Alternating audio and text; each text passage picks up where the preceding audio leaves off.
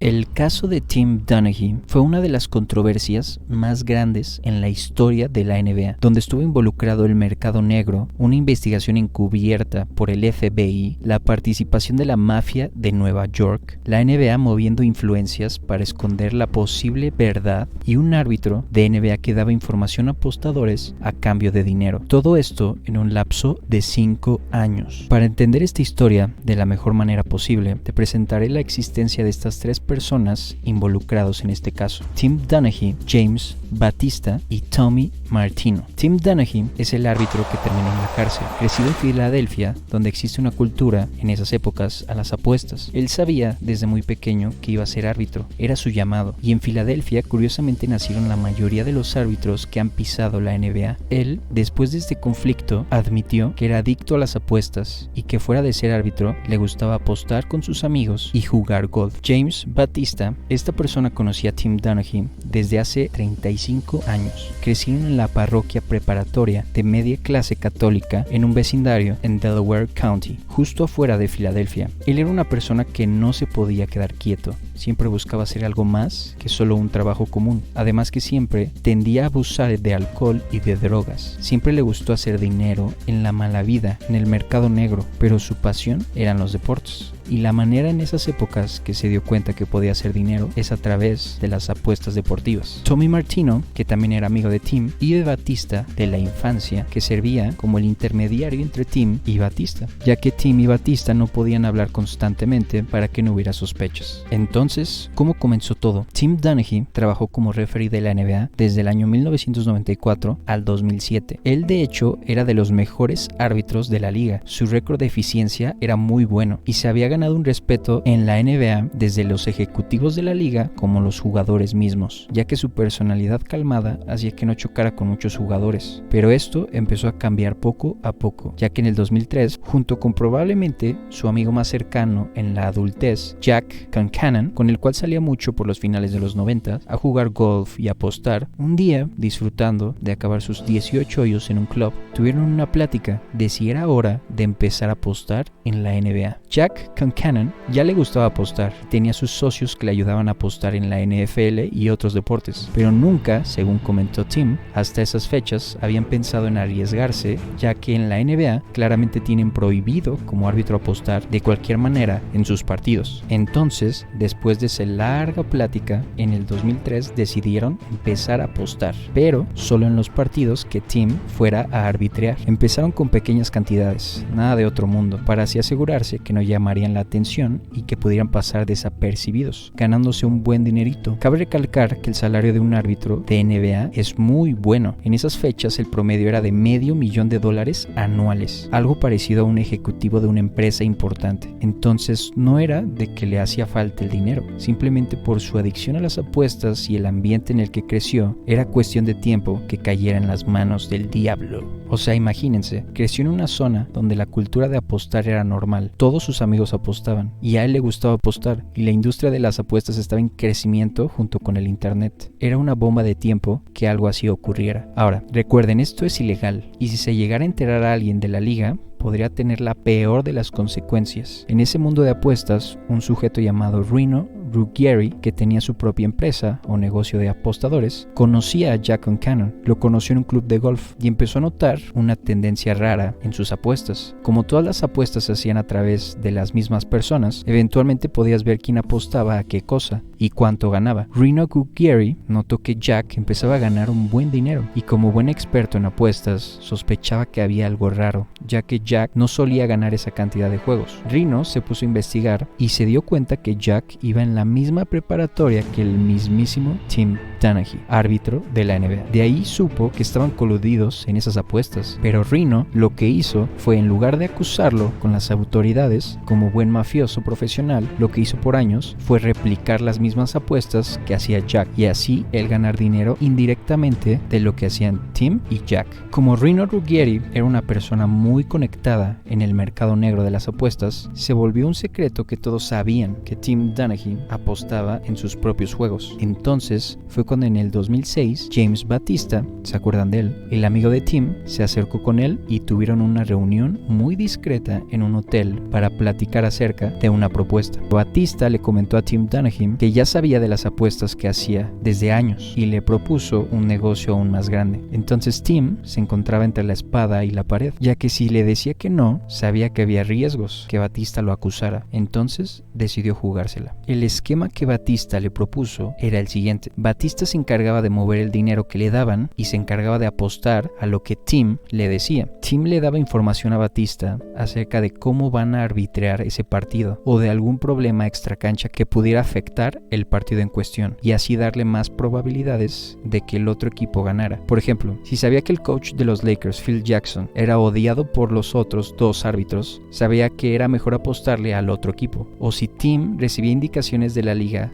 de enfocarse más en Shaquille O'Neal y sus tiros libres, sabía que era buena decisión apostarle a los Lakers, ya que Shaq iba a tirar demasiados tiros libres y así poner en peligro de faltas al otro equipo. Tim, según él, no arbitraba para arreglar el juego directamente, ya que eso sería muy riesgoso. Según él, solo daba la mayor cantidad de información a Batista y con la experiencia de Tim, de acuerdo a esa información, sabía quién iba a ganar. Batista procedía a mover dinero y si Tim tenía razón, le daba $2,000 a Tim. Todo parecía perfecto, ¿no? Aquí es cuando les presento a Phil Scala. Phil Scala fue un detective del FBI y había estado investigando el crimen organizado en la ciudad de Nueva York durante casi 30 años. Cuando su escuadrón recibió la pista, cada una de las famosas 5 familias de la ciudad, Genovese, Lucchese, Bonanno, Colombo, Gambino, tiene una unidad dedicada al FBI que la investiga a tiempo completo. Y Scala era el jefe de la que se centraba en los Gambino. Con sede en un edificio de oficinas anónimas en Kew Gardens, Queens, Scala y sus agentes habían pasado años reuniendo una red de informantes dentro de la pandilla. Básicamente Scala estaba a cargo de atrapar a los malditos Gambino. Un día, por el año 2007, uno de los soplones del escuadrón había divulgado este nuevo secreto, demasiado delicioso para ser ignorado. Un árbitro de la NBA estaba involucrado con algunas personas en el submundo de las apuestas deportivas. El informante no conocía ningún nombre y las personas con el árbitro no parecían ser miembros de la familia criminal Gambino, pero la información crucial sobre las apuestas, de qué lado y de qué juegos favorecía el árbitro, se había estado filtrando en el negocio de las apuestas en el mercado negro. En particular, un grupo de matones de Gambino en la sección Canarsie de Brooklyn había descubierto la fórmula y se suponía, por lo que había oído este informante, ganar millones en los juegos de este árbitro. Las apuestas deportivas ilegales no eran el objetivo de Scala, pero pisotear un centro de ganancias de la mafia sí lo era. O sea, básicamente miembros de la mafia se empezaban a involucrar en todo este mundo de las apuestas. La escuadra de Scala se puso manos a la obra. Se obtuvieron y analizaron los registros telefónicos de los jugadores que supuestamente tenían conexiones con la familia criminal Gambino y se rastrearon los números de teléfonos hasta los nombres. Como me dijo Scala, si puedes imaginar una telaraña, puede que no sea directamente, pero 1 o 2 o 3 esferas hacia afuera encuentras un nombre. Y luego, una tarde, el agente del caso entró en mi oficina y dijo: encontramos al tipo, encontramos al árbitro. Su nombre, Tim Donaghy. Después de una manera muy rápida, el FBI se encargó de notificarles a Batista y a Tommy y a Tim que los tenían en la mira y que era inútil resistirse y que era mejor cooperar. A Tim lo notificaron mientras estaba jugando golf y se entumeció por completo, incrédulo, y solo pensaba cómo podía escaparse de esa situación. Su vida se derrumbó en un parpadeo. En ese año 2007 se divorció de su ahora ex esposa. Ella comentó que no fue por las apuestas directamente, sino porque le escondía muchas cosas y a veces hasta le daba miedo preguntarle qué tenía, ya que en ocasiones le encontraba fajos de dinero en sus chamarras. A mediados de ese año, Phil Scala se acercó con la NBA a mostrarles la investigación, a ver si cooperaban. El comisionado de ese momento, David Stern, se juntó con él en una junta para ser informado de todos los detalles. En ese momento, la historia aún no era pública. Phil Scala años después comentó que se arrepiente de haber tenido esta junta, ya que no se esperaba la maquinaria de estrategias e influencias que David Stern y la NBA tendrían al respecto.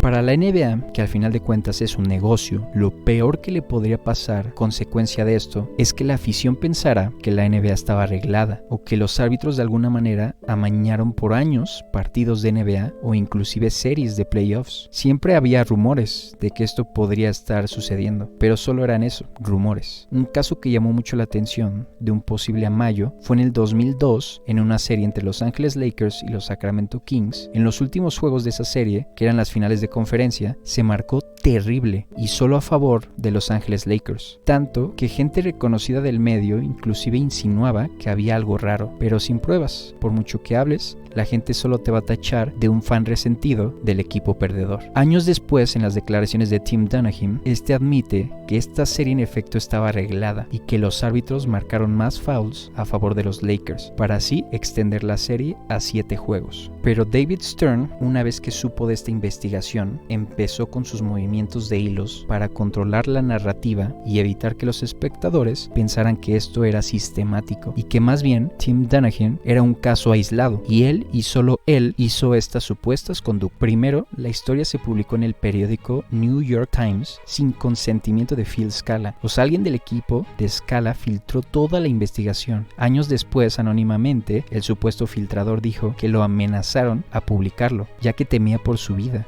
Wow. Segundo, la declaración de Tim, convenientemente, era que él no arreglaba los partidos, sino lo que comentamos, que él solo daba información del partido, pero que él supuestamente marcaba como si él no tuviera miles de dólares apostados. Esto para Phil Scala era ridículo, ya que él suponía que claramente tenía que él tener una influencia en el juego, al saber qué equipo estaba apostando, pero así fue la versión oficial, que no arreglaba nada. Esto convenientemente hace quedar muy bien a la liga, ya que como aficionado puedes pensar que no hubo mano negra en cualquier juego que viste o verás, algo que David Stern claramente quería. Yo me pongo a pensar, ¿y si David Stern amenazó a Tim Dunaghy que él dijera que no arreglaba los partidos? En mi opinión, yo pienso que David Stern claramente amenazó de alguna manera u otra a Tim Dunaghy que dijera que él era el único involucrado en apuestas en la NBA, ya que si Tim Dunaghy de alguna manera balconeaba a más árbitros, esto podría arruinar inclusive toda la reputación de la NBA. Estamos hablando de un negocio de billones de dólares y a cambio a lo mejor que Tim Dunaghy tuviera una sentencia más tranquila, porque después David Stern por sus huevos hizo una conferencia de prensa explicando esto mismo.